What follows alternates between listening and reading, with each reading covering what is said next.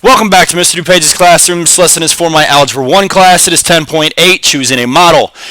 Review. The equation for a line is y equals mx plus b.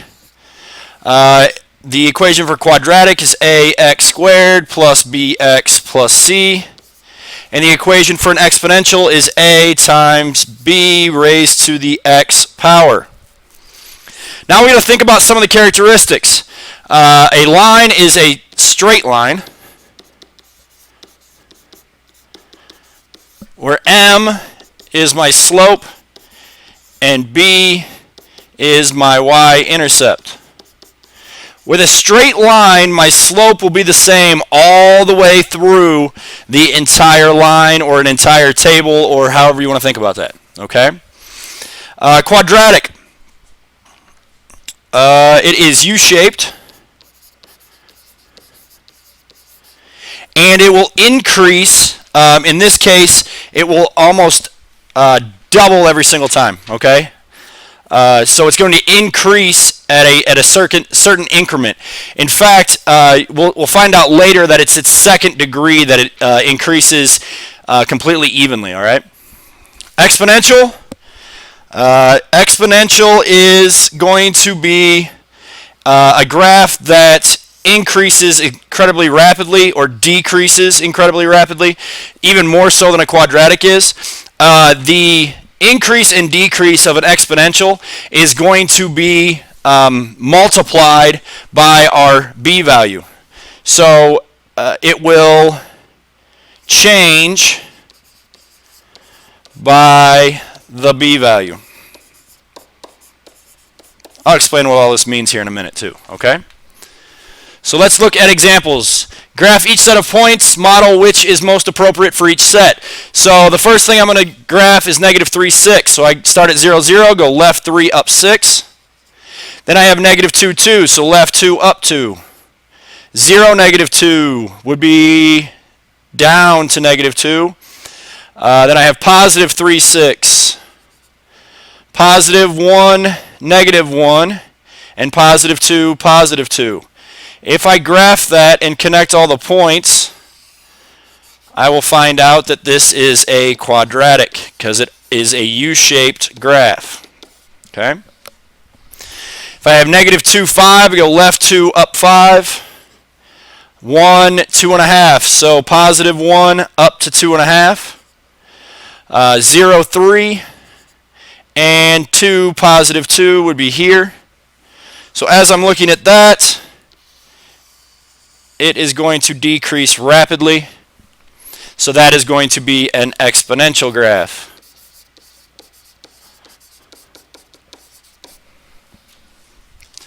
The last one, go to negative 2, positive 4. Negative 1, positive 2. 1, negative 2. So right 1 down 2. And right 2 down 4. If I graph all those points, I find out that it is a straight line. So that is a linear graph. So we need to graph each set of points. Which model is the most appropriate for each set? So the first one was a quadratic, the second one was an exponential, and the last one was a linear. Now on to the back.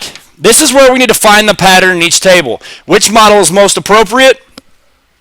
So there's a few ways that you could go about doing this. The way that I think is most successful is to check to see if multiplication accounts for our change in y. Okay? So can I multiply from, how do I multiply from negative 2 to get to positive 2? Well, I'd have to multiply by negative 1. So if I could multiply 2 by negative 1 to get to 6, then that would account for multiplication. In this case, it would not. So what I'll do then, if that is not true, then I will check for the differences in my y values. Starting at the bottom, I will subtract the next y from the y beneath it. So 14 minus 10 is 4. 10 minus 6 is 4, 6 minus 2 is 4, and 4 minus negative 2 would be, or 2 minus negative 2, I'm sorry, is also 4. So since that is exactly the same, and it's my first line of differences, that would tell me this is a linear pattern. Okay? So B, or the next table, I have 1/9, and then I go to 1/3, and then I go to 1, then I go to 3, then I go to 9. You may not know that 1/9 times 3 gets me to 1/3, but 1/3 times 3 would get me to 1, or you could see that 1 times 3 gets me to 3, so 1 times 3 times 3 gets me to 3, and 3 times 3 gets me to 9. So what this tells me is that I can multiply by 3 in between every line, and it will work out correctly. If multiplication works, then that is an exponential pattern. So let's look at our last one. Is there any way I can multiply 16 to get to 2? Well, there is. You would multiply by 1/8. But at the same time, 2 to negative 2, this is really a big hint for us. Multiplying from 2 to get to negative 2, I'd have to multiply by negative 1. Multiplying any of the other y numbers by negative 1 would not get me to the next y number. So that's when I will check the subtraction. 46 minus 20 would get me 26. 20 minus 14, or 4 would get me 16. 4 minus negative 2, would get me 6. Negative 2 minus 2 would get me negative 4. And 2 minus 16 would get me negative 14. Okay? That has not given us the same difference all the way through yet, but let's check the second, see if there's a second difference. So 26 minus 16 is 10. 16 minus 6 is 10. 6 minus negative 4 is 10. And negative 4 minus negative 14 is 10. So since the second line of differences work, this will be a quadratic. We'll talk more about that when you see me next. But the first thing we want to check is to see if multiplication works like it did in this problem. If that doesn't work, then I will check for the first line of differences, see if those will work like it did in that problem. If that doesn't work, then I will check to see if the second line of differences work like it does in that problem. If the first line of differences work, it is linear. If the second line of differences work, it's quadratic. And if multiplication works, then it is exponential. So let's look at example 3. Which model is most appropriate for each set? Write an equation to model the data. The first thing I'm going to do is I'm going to go ahead and graph these. When I can look at them, it makes it's a lot easier for me to tell whether it's supposed to be linear, quadratic, or exponential. So first, I'm going to go to negative 1, positive 20. So from 0, 0, I'll go left 1 up to 20. For 0, 8, I don't go right or left, but I go up to 8. 1, 3.2, so I go up to where 3 would be and go a little bit higher. That's about 3.2. Then 1.28, so I go right 2 and then up just above the 1 line. And then 0.512, it's about halfway in between those two lines. If I connect all these points, naturally I'm going to have an exponential graph. So I know that this is exponential. Since I know that this is exponential, what I'm going to do is I'm going to look at what I need to multiply by to go from one number to the next.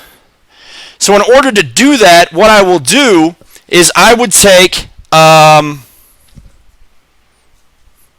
20,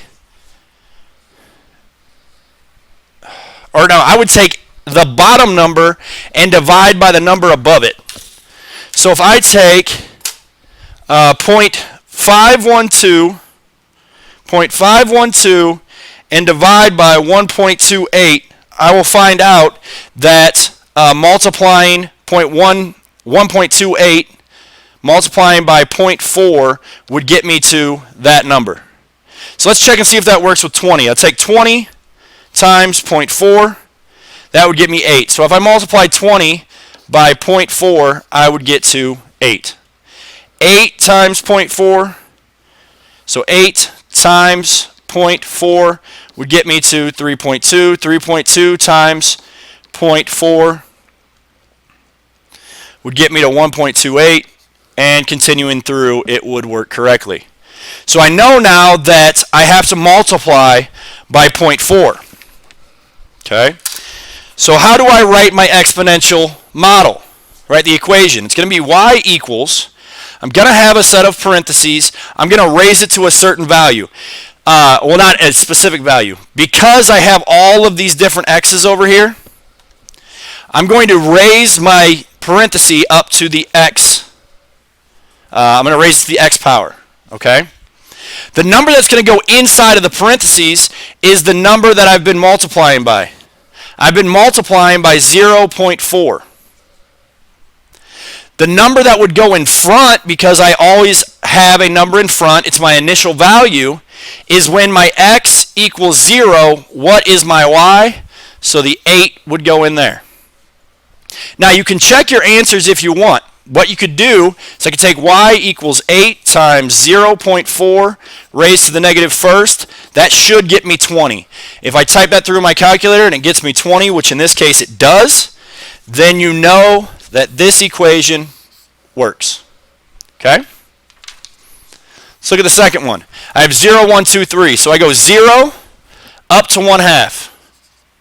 Then I can go to 1, 1. Then I can go to 2, 1.5. Then I can go to 3, 2. Notice that it has raised by 1/2 every single time, right? So that should be a straight line. Let's double check to make sure that's true. So I'll take 2 minus 1.5, that is 0.5. 1.5 minus 1 is 0.5. 1 minus 1/2 is 0.5. Okay? So this is a linear. Now I need to write my equation. So it'll be y equals mx plus b. So my slope is the change that has existed. So my slope would be 0.5 x plus my b value is going to be when my x is 0. What is my y? Well, that is also 1/2. So my equation would be y equals 0.5x plus 1/2. Okay. On to my last problem. Go ahead and plot your points. So I have 0, 0. I have 1, negative 0.5. I have 2, negative 2. I have 3, negative 4.5. And I have 4, negative 8. Notice that this is getting bigger and bigger and bigger as we go down. So this, to me, could either be quadratic or exponential, right? It's either quadratic or exponential. Well, to see if it's exponential, what I could do is take 0 times something to get to negative 0.5. Well, anytime I multiply by 0, I know that it would be 0, so it cannot be exponential. But we can check our differences. If I take negative 8 minus negative 4.5, I end up with negative 3.5. If I take negative 4.5 minus 2, I end up with negative 2.5.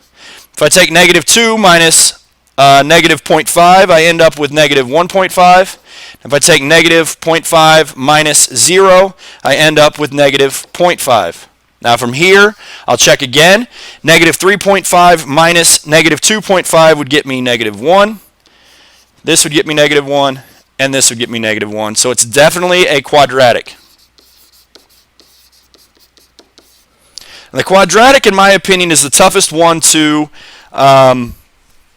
it's going to be the toughest one to actually write the equation for. It's going to be y equals, it has to have an x squared, right? Well, what I can see is when my x is 0, this value gives me my c. So I know that my c value should be 0. And I know that if I take the x, if I take an x and square it, so in this case, let's take 1 and square it. 1 squared is 1. What do I have to multiply that by in order to get to this negative 0.5? Well, I should multiply by negative 0.5. Let's check it with the 2. So I'm actually going to check this with my 2. So y equals negative 0.5 times 2 squared. Well, negative 2 squared is 4, so y equals negative 0.5 times 4. Half of 4 is 2. Since I multiplied by a negative number, it should be negative 2. So when my x is 2, my y is negative 2, so my equation is good. That is the end of our lesson. The thing that you need to realize here is, how do I figure out my pattern? With linear, it's the first line of differences. With quadratic, it would be the second line of differences. And with exponential, it would be multiplication or division process. Okay? Also, you really need to be able to visually, using a graph, understand whether you're looking at a linear graph, an exponential graph, or a quadratic graph. If you know those few things, you have all the tools that you would need to be able to figure out what is the best model, and then how to write an equation for that model. If you have any questions over this stuff, please make sure you come in and see me. Otherwise, thank you very much for watching the video, and have a great day.